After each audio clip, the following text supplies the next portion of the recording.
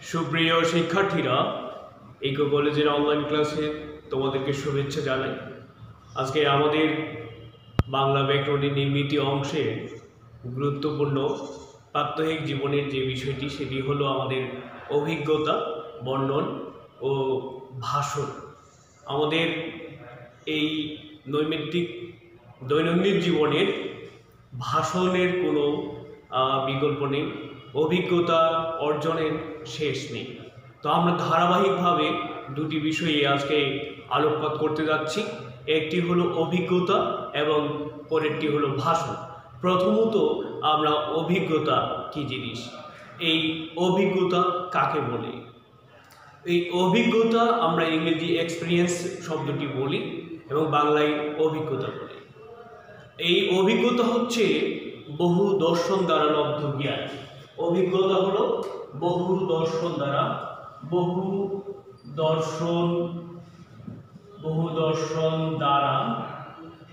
লব্ধ জ্ঞানই হলো অভিজ্ঞতা। তাহলে বহু দর্শন দ্বারা লব্ধ মানে হচ্ছে অর্জিত, লব্ধ হচ্ছে অর্জিত জ্ঞান। তাহলে অভিজ্ঞতা বলতে বুঝি যে বহু দর্শন, অনেক কিছু আমরা দেখেছি, অনেক কিছু শুনেছি, অনেকভাবে আমরা শিখি। নিত্য বা দৈনন্দিন জীবনে আমরা অনেক কিছু শিখি, শেখার শেষ নাই। এই বিপুলা পৃথিবী বা ধরনী, রবীন্দ্রনাথ ঠাকুরের ভাষায়। তো এইখানে আসলে জানা এবং শেখার শেষ নেই। তো আমরা প্রতিদিনই কোনো কোনো অভিজ্ঞতা, নতুন কোনো অভিজ্ঞতা অর্জন করি। অভিজ্ঞতা অর্জনের বিষয় এটা আসলে বিভিন্নভাবে আমরা অর্জন করি। তো আমরা অভিজ্ঞতা শব্দের অর্থ যেটি পেলাম যে বহু দর্শন দ্বারা লব্ধ জ্ঞান, বিভিন্ন বা অনেক কিছু দেখার মাধ্যমে আমরা যে অর্জিত জ্ঞানটা নিয়ে থাকি সেটি হলো অভিজ্ঞতা। তো এখন এই অভিজ্ঞতা অর্জন করার পরে যখন কারো কাছে এটি উপস্থাপিত হয় অথবা উপস্থাপন করা হয়, তখনই সেটি হয় অভিজ্ঞতা বর্ণন। অর্থাৎ একটি অভিজ্ঞতা অর্জন করার পরে যখন এটি কোনোভাবে প্রকাশ করা হয় তখন সেটি হলো অভিজ্ঞতা বর্ণন অথবা বর্ণনা করা হয়। তাহলে আমরা অভিজ্ঞতা বর্ণন শব্দের অর্থ বুঝতে পেরেছি নিশ্চয়। এরপরে আমরা আসি যে আসলে অভিজ্ঞতা আমরা প্রায় মোটামুটিভাবে 3 প্রকারে আমরা অভিজ্ঞতা অর্জন করতে পারি বা এই অভিজ্ঞতা নিতে পারি আমরা 3 পর্যায়ে। একটি হলো আমরা আমাদের ইন্দ্রিয়ের মাধ্যমে আমরা অভিজ্ঞতা অর্জন করতে পারি। 1 নম্বর হলো ইন্দ্রিয়ের মাধ্যমে অভিজ্ঞতা অর্জন করা যায়। 1 নম্বরে হলো ইন্দ্রিয়ের মাধ্যমে অভিজ্ঞতা অর্জন করা যায়। অভিজ্ঞতা আমরা 3 ভাবে অর্জন করতে পারি। 1 নম্বরে হলো ইন্দ্রিয়ের মাধ্যমে আমরা অভিজ্ঞতা অর্জন করতে পারি। ইন্দ্রিয়ের মাধ্যমে অভিজ্ঞতা অর্জন করা যায়। 2 নম্বরে হলো প্রত্যক্ষ পর্যবেক্ষণের মাধ্যমেও অভিজ্ঞতা অর্জন করা যায়। এবং 3 নম্বরে হলো হাতে কলমে অভিজ্ঞতা অর্জন করা যায়। ঠিক আছে, তাহলে আমরা 3 উপায়ে অভিজ্ঞতা অর্জন করতে পারি। 1 নম্বরে ইন্দ্রিয়ের মাধ্যমে, নিজেই যেভাবে আমরা চলাফেরা করি করার মাধ্যমে অভিজ্ঞতা অর্জন করতে পারি, আমাদের ইন্দ্রিয়ের শক্তির মাধ্যমে, নিজের বুদ্ধি বিবেক বিবেচনার মাধ্যমে। 2 নম্বরে বিভিন্ন বিষয়ে আমরা প্রত্যক্ষ ও পর্যবেক্ষণের মাধ্যমে অভিজ্ঞতা অর্জন করতে পারি। এবং 3 নম্বরে হাতে কলমে আমরা অভিজ্ঞতা অর্জন করতে পারি। তাহলে 3টি উপায়ে অভিজ্ঞতা অর্জন করা যায়। এখন এই অভিজ্ঞতাকে আবার শিখনও বলা হয়। অভিজ্ঞতার আরেক নাম হলো শিখন। অভিজ্ঞতার আরেকটা হলো শিখন। তাহলে এটাকে শিখনও বলা যায়। তাহলে অভিজ্ঞতা হলো শিখন। এখন এই শিখন অর্জন আমরা করছি, অর্জন হলো। এখন এই অভিজ্ঞতা আমরা কিভাবে কাজে লাগাবো? অভিজ্ঞতার ব্যাপক প্রয়োজনীয়তা রয়েছে। এই অভিজ্ঞতার মাধ্যমে জীবনে অনেক শেখা হয় এবং অনেক জীবনের যে ভুল ত্রুটিগুলো সংশোধন করে উন্নত জীবন গড়ার জন্য অভিজ্ঞতা বর্ণনের খুবই প্রয়োজন। এরপরে আমরা আসি যে আমরা আমাদের পরীক্ষায় কিভাবে অভিজ্ঞতা সুন্দর করে লিখে ভালো নম্বর অর্জন করব। এখন এই ভালো নম্বর অর্জন করার জন্য আমাদের কিছু নিয়ম মেনে পরীক্ষায় লিখতে হয় এবং লিখতে হবে। সেরকম আমি 5টি নিয়ম গুরুত্বপূর্ণ এখানে তুলে ধরেছি। 1 নম্বরে আমরা যে কাজটি করব অভিজ্ঞতার ক্ষেত্রে, সেটি হলো যে আমাদের বিক্ষিপ্ত ভাবগুলো গুছিয়ে নেব। আমি কোন বিষয়ের উপরে অভিজ্ঞতাটি লিখতে চাচ্ছি, পরীক্ষার বিষয় হলে তো নিশ্চয়ই সেখানে বিষয়টি উল্লেখ করা থাকবে, কিন্তু নিজেই যখন কোনো কিছু অভিজ্ঞতা চর্চা করব তখন ওই বিষয়টি আগে নির্ধারণ করে নিতে হবে, ওই শিরোনামটি নির্ধারণ করে নিতে হবে। অর্থাৎ বিক্ষিপ্তভাবে গুছিয়ে আমাদের মনের ভিতরে অনেক ভাবনা বিক্ষিপ্তভাবে ছড়িয়ে ছিটিয়ে থাকে, এগুলোকে গুছিয়ে সংহত করতে হবে। সুসংহত করে একটি শিরোনামের মাধ্যমে ওই কথাগুলো আমরা সুবিন্যস্তভাবে উপস্থাপন করব। 2 নম্বর হচ্ছে 3টি খণ্ড নির্ধারণ করব। একটি অভিজ্ঞতা বর্ণনের ক্ষেত্রে 3টি খণ্ড নির্ধারণ করব। 1 নম্বর হচ্ছে ভূমিকা, তারপরে মূল বক্তব্য এবং উপসংহার। এই 3টির একটি নিবিড় সম্পর্ক থাকবে, একটির সাথে আরেকটি ধারাবাহিক সম্পর্ক বজায় রাখবে। তাহলে আমাদের সম্পূর্ণ অভিজ্ঞতার বিষয়টি সুসংহতভাবে এখানে উপস্থাপন করা সম্ভব হবে। তারপরে 1 বা একাধিক অনুচ্ছেদ আমরা গ্রহণ করতে পারি। প্রয়োজনে আমরা একটি বেশি অনুচ্ছেদ নিতে পারি বা প্যারাই করে আমরা অভিজ্ঞতাটা লিখতে পারি। 4 নম্বর হচ্ছে আমরা যে বিষয়গুলো লিখতে চেয়েছি বা লিখছি ওগুলো বারবার যেন না চলে আসে, অর্থাৎ পুনরাবৃত্তি যেন না হয় সেদিকে খেয়াল রাখা। এবং 5 নম্বরে একটি আকর্ষণীয় শব্দে সম্বোধন করতে হবে। এখন আকর্ষণীয় শব্দ বলতে আমরা যে অভিজ্ঞতাটা যখন লিখব তখন সুন্দর করে তার ভাষাটা এমন আকর্ষণীয় হবে, শব্দগুলো এত আকর্ষণীয় হবে যেন পাঠকের চোখে, পাঠকের মানস চোখে সেগুলো যেন নাড়া দেয়। এই গেল আমাদের অভিজ্ঞতার বর্ণন। একইভাবে আমরা সেবারে ভাষণের ক্ষেত্রে, তাহলে আলোচনা আমাদের অভিজ্ঞতা বর্ণন এর কৌশল আমরা জানতে পারলাম। এরপরে আমরা এবারে আসি ভাষণের ক্ষেত্রে। ভাষণে আমরা কি করব? ভাষণ আসলে এটি আমাদের বাকশিল্পাঙ্গনের, বাকশিল্পের সর্বশ্রেষ্ঠ বিষয় হলো ভাষণ। আমরা যে কথা বলি, আমরা যে সারাদিনে ধ্বনি উচ্চারণ করি, অনেক সুন্দর করে কথা বলি, অনেক কিছু অভিজ্ঞতা অর্জন করি, এই অভিজ্ঞতার আলোকে আমাদের কিন্তু ভাষণের কথা বারবার মনে করে। কার না ইচ্ছে করে একটু সুন্দর করে ভাষণ দেওয়ার, একটু সুন্দর করে একটা বক্তব্য উপস্থাপন করার। কিন্তু এই সুন্দর উপস্থাপনা, এই বক্তব্য বা ভাষণ আমরা যখন সুন্দর করে দেওয়ার স্বপ্ন দেখি, চেষ্টা করি, তখন কিন্তু সবারই আসলে একটি সুভাষণ হয় না। একটি সুভাষণের জন্য, একটি অভিভাষণের জন্য, একটি প্রতিভাষণের জন্য আমাদের কিছু নিয়ম কানুন মেনে চলতে হয়। তো প্রিয় শিক্ষার্থীরা, আমরা এই ভাষণকে কিভাবে সুন্দর এবং সুভাষণে পরিণত করতে পারি সেদিকে একটু আলোকপাত করি। প্রথমেই শব্দটি হলো ভাষণ শব্দ। এখন এই ভাষণ শব্দে আমরা তার আরেকটি প্রতিশব্দ হিসেবে বুঝে থাকি বক্তব্য, বক্তৃতা।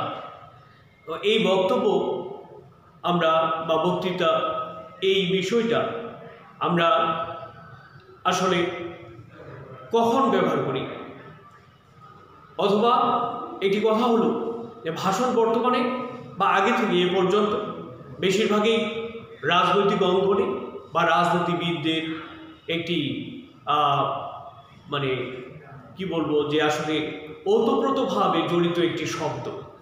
ভাষণ রাজনীতিবিদদের জন্য ওতপ্রোতভাবে রাজনৈতিক একটি শব্দ। আসলে শব্দটি রাজনৈতিক নয়, শব্দটিকে রাজনৈতিক বলা যায় না। এটি যেমন রাজনীতিবিদদের কাছে প্রয়োজনীয় একটি শব্দ, তেমনি আমাদের সকলের কাছেও একটি প্রয়োজনীয় শব্দ। তো এই ভাষণের প্রতিশব্দ বা ভাষণকে ইতিপূর্বে যে বললাম অভিভাষণও বলা যায়। অভিভাষণ কিংবা প্রতিভাষণ কিংবা সুভাষণ এগুলো ভাষণেরই প্রতিশব্দ। এটাকে ইংরেজিতে আমরা টক অথবা স্পিচ আমরা বলে থাকি, বাংলায় সেটি হলো ভাষণ। এখন এই ভাষণ দিয়ে তাহলে ভাষণ কাকে বলে? ভাষণের সংজ্ঞা কি? ভাষণ হলো যে কোনো সমাবেশে, কোনো জনসমাবেশে, যখন কোনো জনসমাবেশে একটি উদ্দেশ্যকে কেন্দ্র করে পক্ষ বা বিপক্ষের কাছ থেকে আমরা ইতিবাচক সাড়া পাওয়ার জন্য যে বক্তব্য পেশ করি বা উপস্থাপন করি তাকে ভাষণ। তো এই ভাষণের মধ্যে আমরা বুঝতে পারলাম এর সংজ্ঞার মধ্যে যে একটি উদ্দেশ্য থাকে এবং এখানে পক্ষ বা বিপক্ষ দুটি দলে মানুষ থাকতে পারে।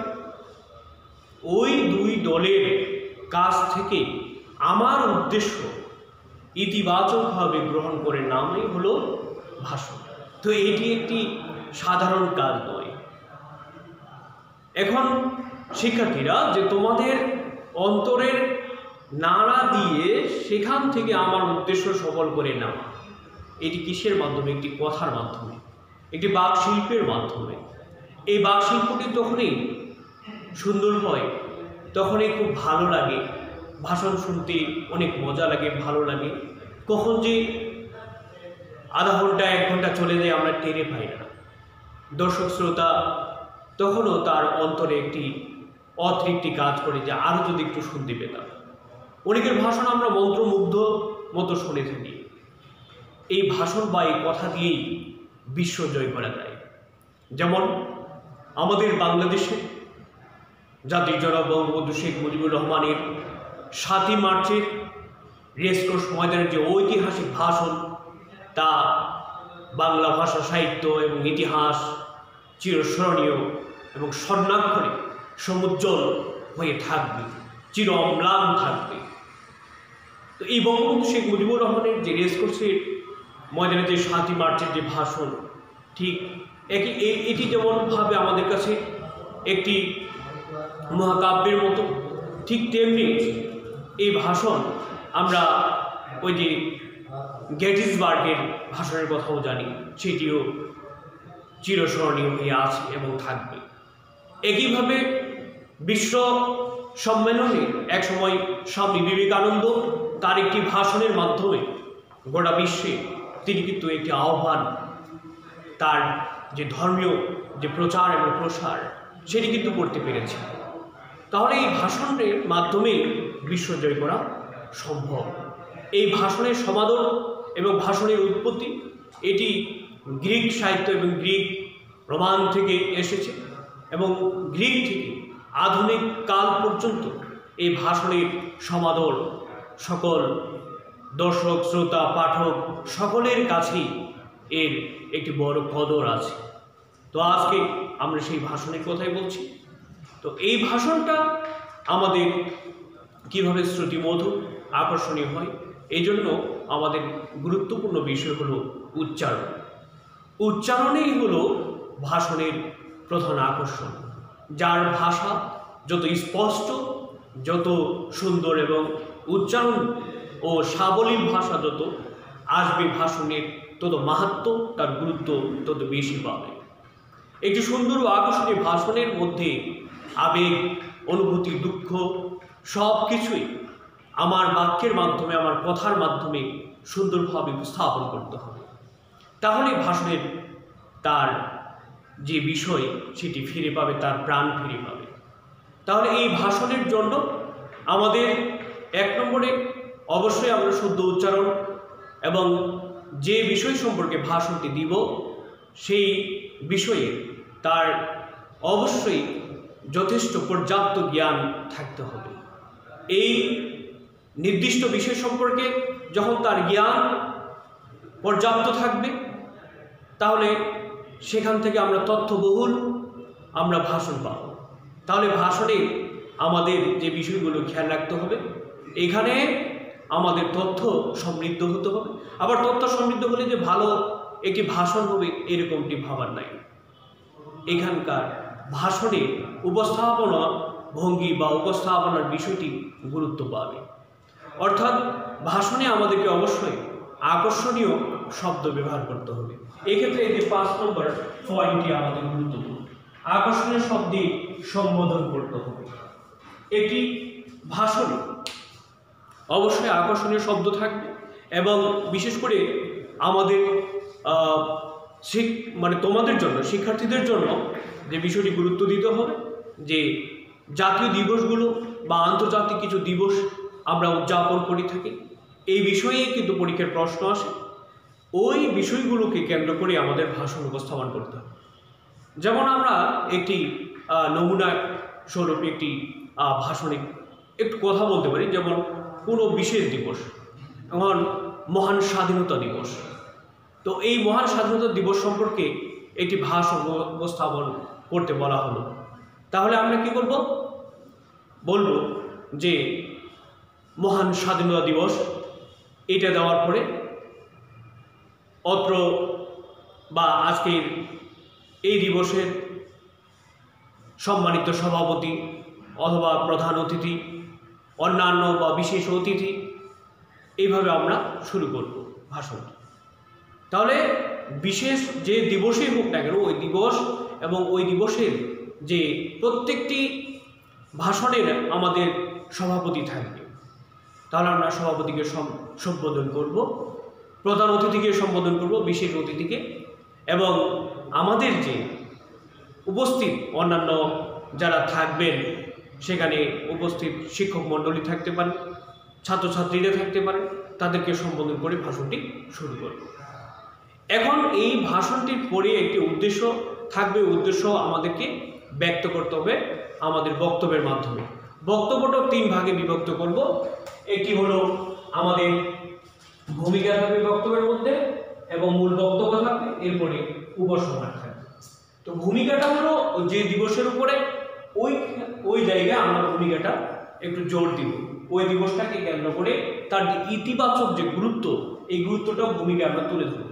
এরপরে আমার লক্ষ্য কি, ওই মূল বক্তব্যে আমরা ওই দিবসকে কেন্দ্র করে তার পটভূমি কিংবা তার উদ্দেশ্য আমরা মূল বক্তব্যে উপস্থাপন করব।